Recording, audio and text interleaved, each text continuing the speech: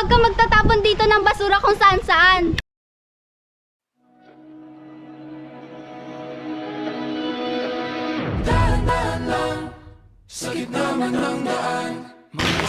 Ganun ba? Pasensya na. Kakaibang tama nang sinag sa iyong kutis na kayo manggi.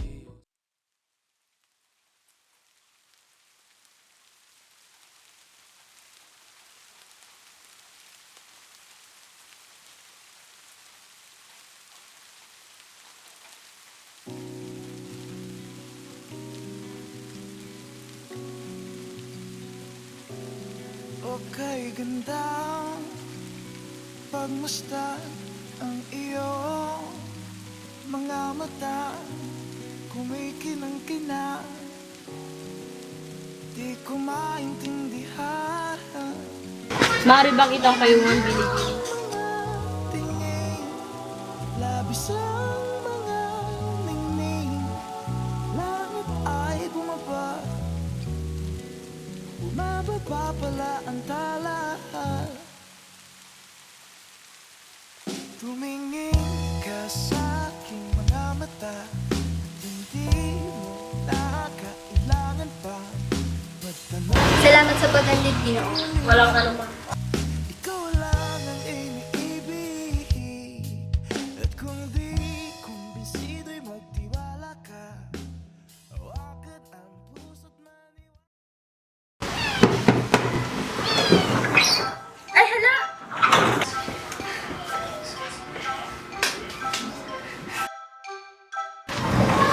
Magandang umaga, Ginoo. Anong ginagawa mo dito, Ginoo? Pwede ba kita ipasyal binibini? Maaari naman, Ginoo.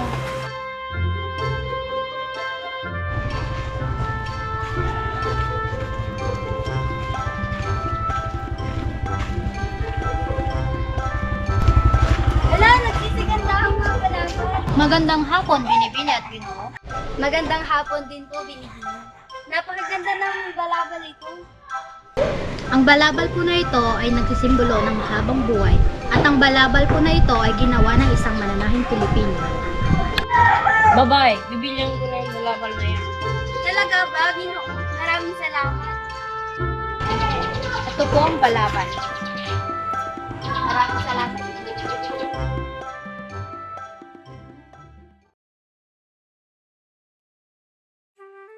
Hala, napakagandang tanawan naman dito.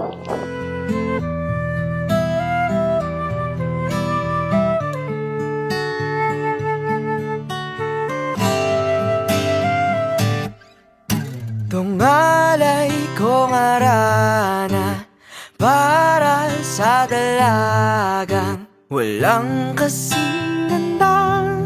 Amoy rosas ang alimuyak kung nanaisin ng tadhanang mapanlin lang. Di hahayaan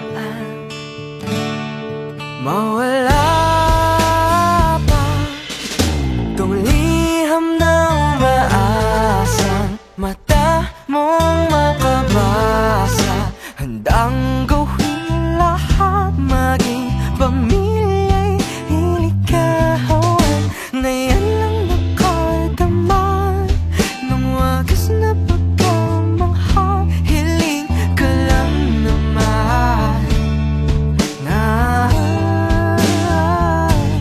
tayo na sanang dalawa, siyang huli at ang umpisa.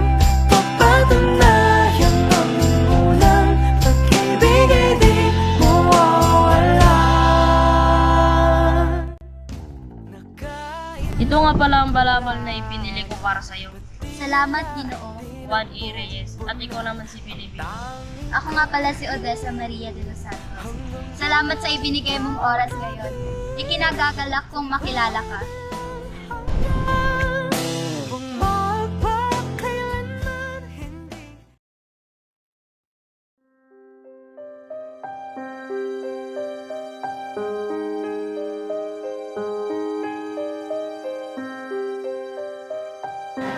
Sino po kayo? Ako si Leonora. Hermana nito. bang mujer na nagpangalan Odessa? Opo, ako po yun. Kayo po ba si Leonora? Nagagalak po ako makilala ko. No hables con me. Paumanhin po binibini, ngunit hindi ko mabatid ang iyong mga sinasabi. Dije, no hables con mi hermano. Pasensya na po talaga, ngunit hindi ko talaga mabatid ang iyong mga sinasabi.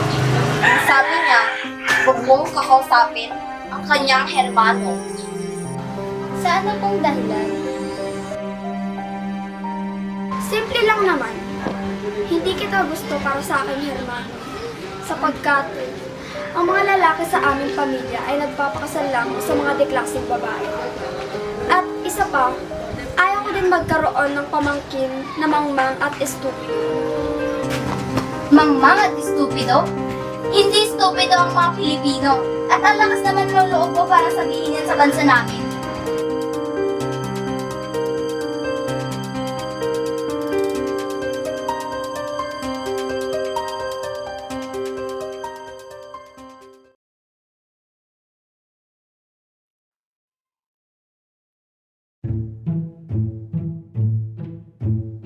Hoy, anong ginagawa niyo sa aking kaibigan? Umalis na nga kayo dito. Huwag kang mag-alala. Oo, aalis talaga kami. Mga feyo. Mga agrio, mga kabuha. Okay ka lang ba? Oo, Maria, ayos lang ako. Huwag kang mag-alala.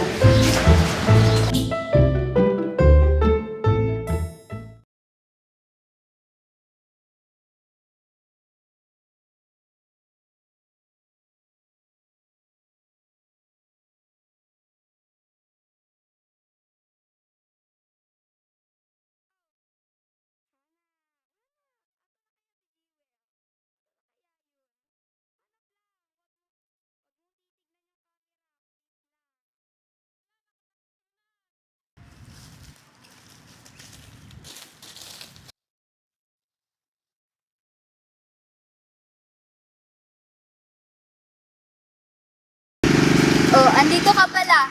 Odessa, may pagtatapat ako sa'yo. Ano nga pala ang iyong pagtatapat? Basta lagi mong tatandaan na mahal kita kahit anong mangyari. Ha? Ano pa talagang gusto mong sabihin? Odessa, sasabak ako sa isang tikma. Baka hindi ka na makabalik. Pasensya na,